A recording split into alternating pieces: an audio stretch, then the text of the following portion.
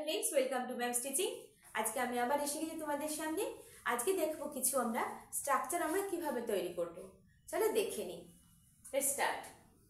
আমরা বাংলা থেকে ইংলিশ কিভাবে তৈরি করব। আমরা দেখো আমরা কিন্তু লিখতে পারি খুব সহজেই। আশা করি তোমরা এই স্ট্রাকচারগুলো তোমরা লিখতে পারবে বা তোমরা লিখতে পারো। কিন্তু ঠিক এইভাবে আমরা যখন লিখছি ঠিক সেভাবে কিন্তু আমরা বলতেও পারবো।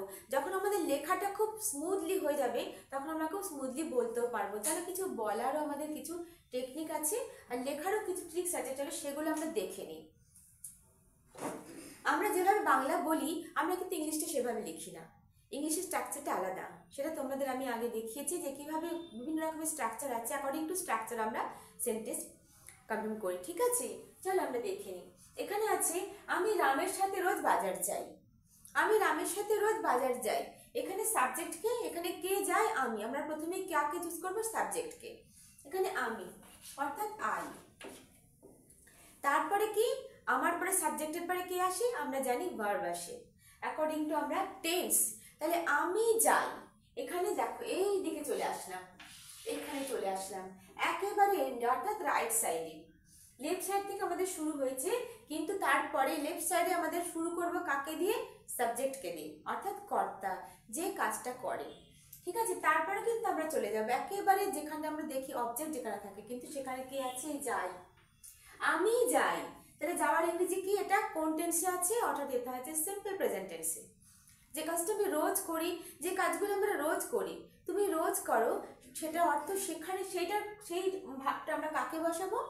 সিম্পল প্রেজেন্ট টেন্স অর্থাৎ ভার্বের ফার্স্ট ফর্মকে আমরা বসাবো। তাহলে আমি যাই, আই গো, এখানে সাবজেক্ট হয়ে গেল। আমি যাই, আমি কোথায় যাই? আমি বাজারে যাই। আই গো টু মার্কেট, বাজারে, আমি বাজারে যাই। আমি বাজারে যাই, আই গো টু, এখানে একটা preposition. I go to market. আমি যাই, আমি কোথায় যাই? আমি বাজারে যাই। আমি যাই বাজার, কার সাথে? রামের সাথে।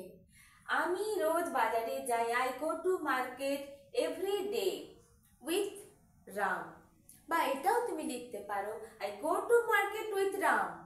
এভরি ডেটা আমরা লিখবো। রোজ কথাটা কিন্তু আমরা প্রথমেও লিখতে পারি কি শেষেও লিখতে পারি, একদম সাবজেক্টের আগেও লিখতে পারি, একদম এন্ড অফ দ্য সেন্টেন্সও আমরা লিখতে পারি। তাহলে আমি যাই বাজার, আই গো টু মার্কেট, কার সাথে? রামের সাথে বা বাবার সাথে বা মায়ের সাথে, যারই সাথে সেন্টেন্স স্ট্রাকচারটা কিন্তু একই থাকবে। I go to market with Ram. I go to market with Ram. With মানে কার সাথে? যে সাথে, সাথের জন্য অর্থাৎ দ্বারা। ঠিক আছে, এই সাথে কথাটার জন্য উইথ বসালাম আমি। I go to market with Ram. রামের, এই যে রাম র, ঠিক আছে, এটা ওই রামের সাথে। I go to market with Ram. কখন যাই? রোজ যাই, এভরিডে। আবার তুমি এভরিডেটাকে বলে everyday I go to market with Ram. তাহলে আমরা সেন্টেন্সটা দেখো কিভাবে লিখলাম। বাংলায় বলি আমি রোজ রামের সাথে বাজারে যাই, কিন্তু যখন ইংলিশ লিখছি তখন আমরা কি করব? আমি যাই বাজার রামের সাথে প্রতিদিন। আমি যাই বাজার, আমি যাই বাজার রামের সাথে রোজ বা প্রতিদিন, এভরিডে। বুঝাতে পারলাম? নেক্সট দেখো, রিয়া তার মায়ের সাথে স্কুলে যাবে। রিয়া তার মায়ের সাথে স্কুলে যাবে অর্থাৎ এটা কোন টেন্সে আছে? এটা কাজটা কিন্তু এখনো হয়নি বা কাজটা এখন হচ্ছেও না, কাজটা হবে অর্থাৎ এটা ফিউচার টেন্সে আছে। ঠিক আছে, এই যাবে অর্থাৎ সেটা ফিউচার টেন্সে আছে। তাহলে এখানে সাবজেক্ট কে আছে? রিয়া। রিয়া। যখনই আমরা ফিউচার টেন্স দেখবো কোনো কাজ হবে, আমরা করব, কেন হয়নি বা হচ্ছে না, হবে, করবে, করব, তখনই বুঝে যাবো এখানে আমরা ফিউচার টেন্স। তখন আমরা কি অক্সিলিয়ারি কি? মডেল অক্সিলিয়ারি শ্যাল বা উইল। শ্যাল বা উইল মডেল অক্সিলিয়ারি কার পরে আসবে? সাবজেক্টের পরে। অর্থাৎ রিয়া উইল যাবে, ইংলিশ কি? গো। আরে যাওয়া ইংরেজি গো। রিয়া উইল গো, উইল কথাটা অর্থাৎ যাবে, যাওয়ার ইংলিশটা গো। তাহলে রিয়া উইল গো, কোথায় যাবে? স্কুলে যাবে। রিয়া উইল গো, এই যে স্কুলে যাবে, স্কুলে go to school. Riya will go to school. কোথায় যাবে? স্কুলে যাবে। কে যাবে? রিয়া যাবে। রিয়া কি করবে? রিয়া যাবে। Riya will go to school কার সাথে? তার মায়ের সাথে। her mother, with her mother, মায়ের সাথে। with her mother। তাহলে আমরা কিভাবে স্ট্রাকচারটা সাজালাম সেন্টেন্সটাকে?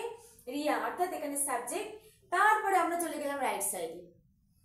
ভার্ব কিন্তু এখানে, সবসময় কিন্তু ভার্ব থাকবে এখানে। রিয়া স্কুলে যাবে, that's why will go. Riya will go কোথায় যাবে? স্কুলে, টু স্কুল। কার সাথে? With her mother. উইথ, তাহলে কার সাথে? কখন কারোর সঙ্গে সাথে দ্বারা দিয়ে, অর্থাৎ তখন আমরা কোন প্রিপোজিশন ব্যবহার করি? আমরা উইথ, এখানে উইথ প্রিপোজিশনকে ব্যবহার করেছি।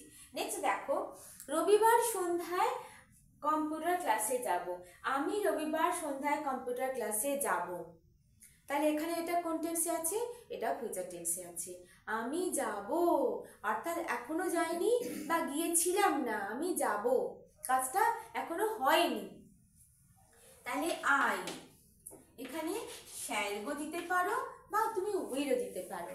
আই শ্যাল গো, এখানে এটা মডেল অক্সিলিয়ারি, অর্থাৎ আমরা জানি ফিউচার টেন্সে আমরা মডেল অক্সিলিয়ারি ব্যবহার করি। আই শ্যাল গো, কোথায় যাব? I shall go to computer class. এখানে আমি যাব, কোথায় যাব? কম্পিউটার ক্লাসে। I shall go to computer class, কখন যাব? রবিবার সন্ধ্যায়, on Sunday evening. On Sunday evening, অনটা এখানে প্রিপোজিশন, যখন আমরা কোনো কিছু ডেট বা মাস তার আগে আমরা অন প্রিপোজিশন ব্যবহার করি। তাহলে আমরা কি বসাবো? I shall go to computer class on Sunday evening. ঠিক আছে? তাহলে আমি বুঝতে পারলাম যে আমরা ধীরে ধীরে কিভাবে একটা বাংলা থেকে ইংলিশ সেন্টেন্স কিংবা ট্রান্সলেশনটা কিভাবে করব। প্রথমে সাবজেক্ট, ঠিক তারপরে আমরা ভার্বকে চুজ করব। ভার্বটা কোথায় থাকে? দেখো এইখানে। আমরা প্রথমে ভার্বটাকে খুঁজবো। আমি যাব অর্থাৎ ফিউচার টেন্স, তাহলে যাব অর্থাৎ আমরা মডেল অক্সিলিয়ারি শ্যাল বি উইলকে ব্যবহার করেছি। আই শ্যাল যাওয়া, ইংরেজি গো। আই শ্যাল গো, কোথায় যাব? Computer class. তো to I shall go to computer class, কখন যাব? On Sunday evening. আন্ডারস্টুড? বোঝাতে পারলাম? নেক্সট দেখো, তাহারা বন্ধুদের সাথে পিকনিক করতে রামগড় গিয়েছিল। তাহারা গিয়েছিল, এখানে সাবজেক্ট কে? তাহারা। তাহারা গিয়েছিল, তাহলে এখানে ভার্ব কি আছে? ভার্ব হচ্ছে গিয়েছিল, অর্থাৎ কাজটা হয়ে গেছে। তারা গিয়েছিল, যাবে না, গিয়েছিল। কোন টেন্স?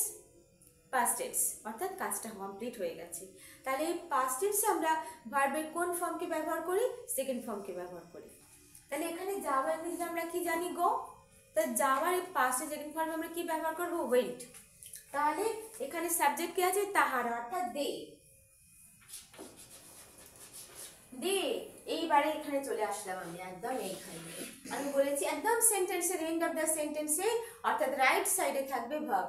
তারা গিয়েছিল, দে ওয়েন্ট। এইভাবে তোমরা যদি সেন্টেন্সকে লিখতে পারো, সাজাতে পারো, আর বলা প্র্যাকটিস করবে কন্টিনিউয়াসলি, তোমরা ছোট ছোট ছোট ছোট সেন্টেন্স তোমরা বলা প্র্যাকটিস করবে। ঠিক আছে? দে ওয়েন্ট, তারা কোথায় গিয়েছিল? দে ওয়েন্ট পিকনিক করতে। দে ওয়েন্ট টু ডু, করতে কি হবে? এখানে ভার্ব লাগালাম। যখন আমরা কোনো কিছু করতে, দেখতে, খেতে বলি, তখন আমরা ইনফিনিটিভ ব্যবহার করি, অর্থাৎ ভার্বের আগে টু ব্যবহার করি। We shall, we, they went, এখানে verb, subject verb, they went to do. তাহারা করতে, কি করতে গিয়েছিল? They went to do feast বা পিকনিকও বলতে পারো। They went to do a picnic, কোথায় গিয়েছিল তারা? রামগড় গিয়েছিল। They went to do a picnic, they went to, ভুলে গেল, sorry, they went to Ramgarh, তাহারা গিয়েছিল, রামগড় গিয়েছিল, sorry, I am very sorry. They went to Ramgarh, তারা কোথায় গিয়েছিল? রামগড় গিয়েছিল। They went to Ramgarh. They went to Ramgarh, কি করতে গিয়েছিল তারা? তাহারা রামগড় গিয়েছিল। তারা কোথায় গিয়েছিল? তারা রামগড় গিয়েছিল। তাহারা গিয়েছিল Ramgarh. They went to Ramgarh to do. To do করতে, কি করতে? To do picnic. They went to do Ramgarh to do picnic. কাদের সাথে গিয়েছিল? With their friends. With their friends.